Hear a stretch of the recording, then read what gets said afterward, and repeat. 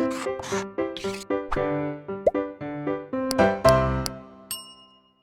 Students, blueprint digital में आपका स्वागत है। आज का हमारा टॉपिक मोल संकल्पना, मोल कॉन्सेप्ट। क्या होती है मोल कॉन्सेप्ट?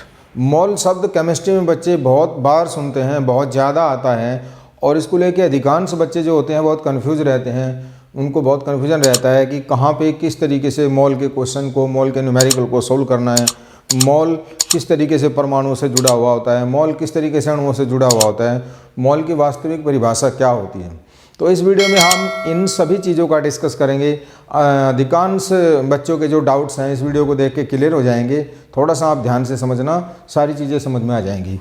मोल कॉन्सेप्ट क्या होती है? मोल एक वर्ड होता है जो किसी पदार्थ के अणुओं की संख्या को प्रदर्शित कर सकता है, किसी पदार्थ के परमाणुओं की संख्या को प्रदर्शित कर सकता है, किसी गैस के आयन को प्रदर्शित कर सकता है। तो यहाँ पर सबसे पहले आप परिभाषा देखो। किसी पदार्थ की वह मात्रा होती है जिसमें पदार्थ के 6.022 गुणा 10⁻23 मूल कण उपस्थित होते हैं, तो उसको हम क्या बोलते हैं? एक मोल बोलते हैं। और ये जो संख्या होती है 6.022 गुणा 10⁻23, इसको हम Na से प्रदर्शित करते हैं और ये एवोगैड्रो संख्या बोलते हैं। इसको हम एवोगैड्रो या अवागाद्रो संख्या बोलते हैं और ये एक साइंटिस्ट के, वैज्ञानिक के नाम पे इसका मान पड़ा हुआ है। तो पदार्थ कोई भी हो सकता है और उसके अंदर मूल कण कोई भी हो सकते हैं। मूल कण में परमाणु हो सकता है, अणु हो सकता है, इलेक्ट्रॉन हो सकते हैं, प्रोटॉन हो सकते हैं, न्यूट्रॉन हो सकते हैं, आयन के ऊपर आवेश हो सकता है, धनावेश हो सकता है, ऋणावेश हो सकता है, कोई सा भी मूल कण हो सकता है। तो इन सभी मूल कणों की व्याख्या, इन सभी मूल कणों की गणना हम मोल के आधार पर कर सकते हैं। तो एक मोल किसी पदार्थ की किस किस अवस्था को प्रदर्शित करता है वो आप देखें जरा। सबसे पहले यह पदार्थ की 6.022 गुणा 10⁻23 इकाइयों को प्रदर्शित कर सकता है। इकाइयों में मैंने बता दिया आपको क्या हो सकता है। अणु, परमाणु, इलेक्ट्रॉन, प्रोटॉन, न्यूट्रॉन, आवेश, कुछ भी हो सकता है। पदार्थ का एक मोल उसके 1 ग्राम सूत्र द्रव्यमान होता है। अगर वो परमाणु है तो 1 ग्राम परमाणु द्रव्यमान हो जाएगा, अगर वो अणु है तो 1 ग्राम अणु द्रव्यमान हो जाएगा, अगर वो आयन है तो 1 ग्राम आयन का द्रव्यमान हो जाएगा। एक मोल का जो गैस का जो आयतन NTP पर होता है, नॉर्मल टेम्परेचर प्रेशर या STP, स्टैंडर्ड टेम्परेचर प्रेशर, वो कितना होता है? वो हमेशा फिक्स होता है, 22.4 लीटर होता है। ठीक है। तत्व के एक मोल का अभिप्राय उसके 6.022 गुणा 10⁻23 परमाणुओं के द्रव्यमान से होता है।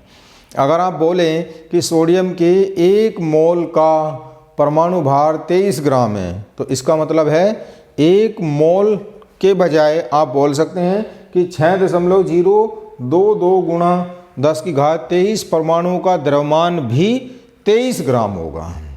जैसे आप बोलते हैं कि कार्बन के एक मोल का परमाणु द्रव्यमान 12 ग्राम होता है, तो यहाँ पर आप ऐसे भी बोल सकते हैं कि कार्बन के 6.022 गुणा 10⁻23 परमाणुओं का जो द्रव्यमान होता है वो 12 ग्राम होता है। आप बोलते हैं कि ऑक्सीजन के एक मोल का परमाणु द्रव्यमान या परमाणु भार 16 ग्राम होता है। आप ऐसे भी बोल सकते हैं ऑक्सीजन के 6.022 गुणा 10⁻23 परमाणुओं का जो द्रव्यमान होता है वो 16 ग्राम होता है। ठीक है। इस तरीके से आप इन चीज़ों को एक दूसरे से लिंक कर सकते हैं। और अगर आपको एक दूसरे से लिंक करना आ गया तो आगे इस चैप्टर में हम जो न्यूमेरिकल सोल्व कराएंगे अगले वीडियो में, वो आपको बहुत आसानी से समझ में आ जाएंगे। मोल कॉन्सेप्ट के न्यूमेरिकल आप तभी समझ सकते हैं, तभी सोल्व कर सकते हैं जब आपको ये सारी चीज़ें क्लियर होंगी। आयन का 1 ग्राम उसके 6.022 गुणा 10⁻23 आयनों के द्रव्यमान को व्यक्त करता है। जैसे कोई आयन ले लेते हैं Na+, तो इसका जो 1 ग्राम होगा वो कितने आयनों के द्रव्यमान को प्रदर्शित करेगा? इतने आयनों के द्रव्यमान को प्रदर्शित करेगा। अब मोलर द्रव्यमान, पिछले वीडियो में मैंने आपको बताया था ग्राम आणविक द्रव्यमान निकालना, और मैंने बहुत सारे अणुओं के द्रव्यमान आपको निकाल के दिखाए थे। अणुओं के द्रव्यमान को निकालने के बाद अगर उस ग्राम में प्रदर्शित कर देते हैं तो उसको हम ग्राम आणविक द्रव्यमान बोलते हैं। तो ग्राम आणविक द्रव्यमान या मोलर द्रव्यमान एक ही बात होती है, क्योंकि ग्राम अणुभार को हम मोलर बोल सकते हैं, 1 मोल बोल सकते हैं। ठीक है। जैसे पदार्थ का अणुभार ग्राम में, ठीक है। जैसे H2O का ग्राम आणविक द्रव्यमान या H2O का अणुभार ग्राम में आप निकालते हैं तो कितना आता है, 18 ग्राम आता है। तो इसको आप 1 मोल बोल सकते हैं। जैसे NaCl का अणुभार आप निकालते हैं तो कितना आता है, 58.5 ग्राम आता है, इसको आप 1 मोल बोलते हैं। जैसे आपने कार्बन डाइऑक्साइड का अणुभार निकाला 44 ग्राम, तो कार्बन डाइऑक्साइड के अणुभार 44 ग्राम को आप 1 मोल बोलेंगे। जैसे O2 ऑक्सीजन के अणु का जो अणुभार होता है वो 32 ग्राम होता है, तो इसका मतलब 32 ग्राम ऑक्सीजन का अणुभार या 1 मोल, एक ही बात होती है।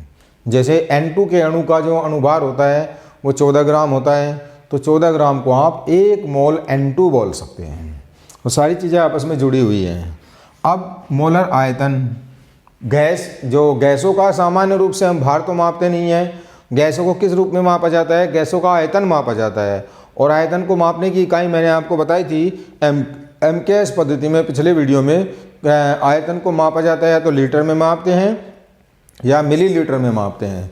तो किसी भी गैस का NTP पर 1 मोल जो आयतन होता है, NTP पर या STP पर किसी भी गैस के 1 मोल का जो आयतन होता है वो 22.4 लीटर होता है या 22,400 मिलीलीटर होता है। ये चीज़ें निश्चित होती हैं, इसमें आप अपनी तरफ से कुछ भी चेंज नहीं कर सकते हैं, इनको हमेशा आप ऐसे के ऐसे रखेंगे। तो अब गैस के आयतन में मोलों की संख्या अगर निकालनी हो तो क्या करना होता है, NTP पर गैस का आयतन लीटर में उसको भाग कर देते हैं 22.4 से, और गैस के आयतन में मोलों की संख्या निकल आएगी। और अगर गैस का आपको आयतन दिया हुआ है 20 लीटर, उसमें आपको अणुओं की संख्या निकालनी हो तो पहले आप मोल निकाल लेंगे, 20/22.4, ये मोल निकल जाएगा। और मोल गुणा कर देंगे अवोगाड्रो संख्या से, 6.022 गुणा 10⁻23 से निकल कर दें, गुणा कर देंगे तो ये आपके अणुओं की संख्या आ जाएगी। तो इस तरीके से अभी अगले वीडियो में मैं आपको कुछ न्यूमेरिकल सोल्व कराना सिखाऊंगा, और मोल कॉन्सेप्ट की जो बेसिक बातें हैं वो मैंने ये बताई हैं। अभी मैं इसको अगले वीडियो में आपको टेबल की फॉर्म में बताऊंगा और उससे हम कुछ न्यूमेरिकल सोल्व करेंगे। ये चीज़ें आपको अच्छे से समझ में आ जाएंगी। किसी पदार्थ में मोलों की संख्या निकालनी है, आपको क्वेश्चन दिया जाएगा कि किसी पदार्थ का भार दिया हुआ है और आपसे पूछा जाएगा कि मोलों की संख्या निकालिए, या मोलों की संख्या दी जाएगी तो आपसे पूछा जाएगा कि पदार्थ का भार या पदार्थ का द्रव्यमान निकालिए। तो यहाँ पर आपको इस फॉर्मूले से मैं आपको समझा रहा हूँ, इस फॉर्मूले को आप याद रखेंगे।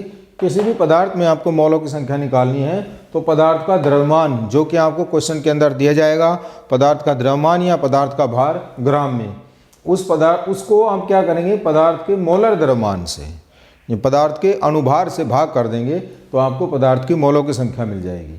और पदार्थ में जो अणुओं की संख्या निकालनी है वो आप कैसे निकालेंगे, पदार्थ का द्रव्यमान W बटे पदार्थ का मोलर द्रव्यमान, पदार्थ का अणुभार, उसको आप गुणा कर देंगे Na से।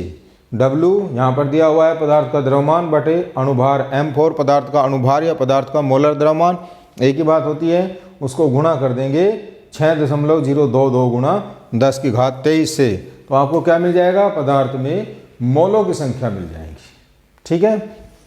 या स्मॉल n से, स्मॉल n क्या होता है, ये मोल को प्रदर्शित करता है। आप मोल को गुणा कर देंगे 6.022 गुणा 10⁻23, तो आपको क्या मिल जाएगा, पदार्थ में अणुओं की संख्या। अगर अणु है तो अणुओं की संख्या, और अगर परमाणु है तो परमाणुओं की संख्या। परमाणु भार अलग हो जाएगा और अणुभार अलग हो जाएगा। अब आपको मैं समझाने जा रहा हूँ कि एक मोल से हम क्या क्या प्रदर्शित कर सकते हैं, या एक मोल किस तरीके से दूसरी चीज़ों से जुड़ा हुआ होता है। तो एक मोल के अंदर, कोई भी पदार्थ का एक मोल होता है, उसके अंदर अगर वो परमाणु है, एक मोल परमाणु के अंदर टोटल परमाणु की संख्या कितनी रहेगी, 6.022 गुणा 10⁻23। एक मोल अणु के अंदर टोटल अणुओं की संख्या कितनी रहेगी, 6.022 गुणा 10⁻23। एक मोल आयन के अंदर कुल आयनों की संख्या कितनी रहेगी, 6.022 गुणा 10⁻23 अवोगाड्रो संख्या के बराबर होती है। तो एक मोल इसको भी प्रदर्शित करता है और एक मोल इसको भी प्रदर्शित करता है। किसी भी गैस का NTP या STP पर जो आयतन होता है वो हमेशा निश्चित होता है। पहले वीडियो में भी मैंने बताया था 22.4 लीटर होता है, या 22,400 मिलीलीटर होता है। और एक मोल जो होता है वो किसी परमाणु का परमाणु भार हो सकता है। जैसे सोडियम का परमाणु भार 23 ग्राम होता है, ये क्या प्रदर्शित कर रहा है, ये 1 मोल को प्रदर्शित कर रहा है। कॉपर का परमाणु भार 63.5 ग्राम होता है, ये क्या प्रदर्शित कर रहा है, ये 1 मोल को प्रदर्शित कर रहा है। और अगर अणु है तो अणु का अणुभार हो जाएगा। जैसे जल है, जल का अणुभार कितना होता है, 18 ग्राम होता है, ये भी 1 मोल को प्रदर्शित कर रहा है। जैसे कार्बन डाइऑक्साइड का अणुभार कितना होता है, 44 ग्राम होता है, ये भी 1 मोल को प्रदर्शित कर रहा है। अमोनिया का अणुभार या मोलर द्रव्यमान कितना होता है, 17 ग्राम होता है, ये भी 1 मोल को प्रदर्शित कर रहा है। जो आपका शुगर होता है, सुक्रोज चीनी जो होती है, उसका फॉर्मूला होता है C12H22O11।